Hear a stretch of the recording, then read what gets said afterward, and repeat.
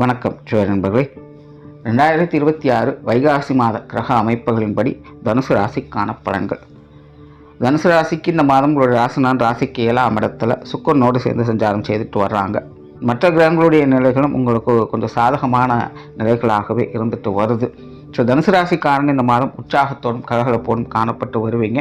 குறிப்பாக வெளி இடங்கள்லேருந்து வந்த மனஸ்தாபங்கள், கருத்து வேற்றுமைகள் போன்ற விஷயங்கள்லாம் இந்த மாதம் அகலப்பெறும்.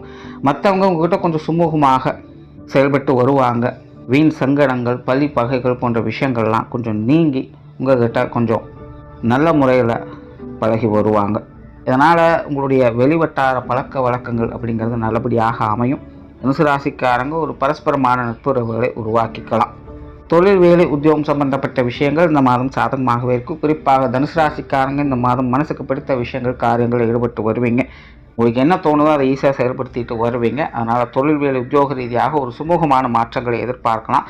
சிலருக்கு நீண்ட நாள் எதிர்பார்ப்புகள் பூர்த்தியாகும். இது இடமாற்றங்கள் போன்ற விஷயங்கள் அல்லது பதவி உயர்வு, சம்பள உயர்வு போன்ற விஷயங்கள்லாம் கிடைக்கப்பெற்று ஒரு நல்ல விஷயங்களை பார்க்கக்கூடிய அமைப்புகள் இருக்கும்.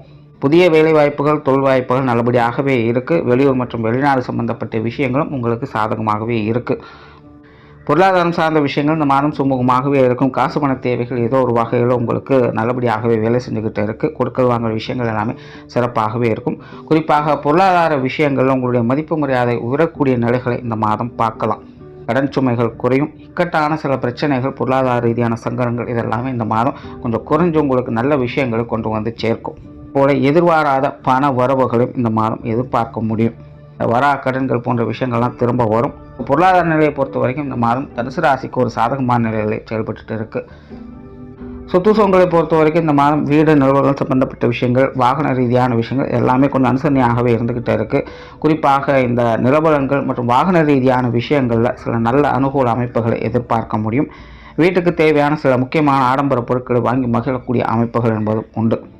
அதனால் சொத்து சுகங்கள் வகையிலும் சில நன்மை தரக்கூடிய விஷயங்களை எதிர்பார்க்கலாம். குடும்ப விஷயங்கள், காரியங்கள் இந்த மாதம் சிறப்பாகவே இருக்கும்னு சொல்லலாம். சமீபகாலமாக தனுசு ராசிக்காரன் கொஞ்சம் ஏட்டிக்கு போட்டியான சமாச்சாரங்களை பார்த்துட்டு வந்திருப்பாங்க.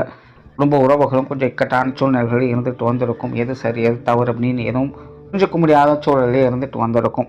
இந்த மாதம் அந்த மாதிரியான சங்கடங்கள்லாம் எதுவுமே இல்லாமல் எல்லாமே ஒரு கணிசமான முறைகளில் நன்மை தரக்கூடிய வகையிலேயே அமைச்சிட்டு இருக்கும். குடும்ப உறவுகளும் ஒரு நல்ல வகையில் உங்களுக்கு ஒத்துழைப்பு கொடுத்துட்டு வருவாங்க. குடும்ப தேவைகள் பூர்த்தி அடையக்கூடிய ஒரு மாதமாகவும் இருக்கும். திருமண அமைப்புகள், புத்திரபாக்கிய அமைப்புகள் சாதகமாகவே இருக்குது. உற்றார் உறவினர்கள், நண்பர்கள் வகையில் ஒரு நல்ல விஷயங்களை எதிர்பார்க்கலாம். மாணவர்களுக்கு கல்வி, வித்தை சம்பந்தப்பட்ட விஷயங்கள் சாதகமாகவே இருக்குது. மாணவர்களுடைய தேவைகள் எல்லா வகையிலுமே பூர்த்தியாகும். ஓவராலாக இந்த மாதம் தனுசு ராசியை பொறுத்த வரைக்கும் எல்லா விஷயங்களையுமே ஒரு சுமூகமான முறைகளில் நன்மை தரக்கூடிய விஷயங்களாகவே அமைஞ்சிருக்கு. நன்றி, வணக்கம், வாழ்க வளமுடன்.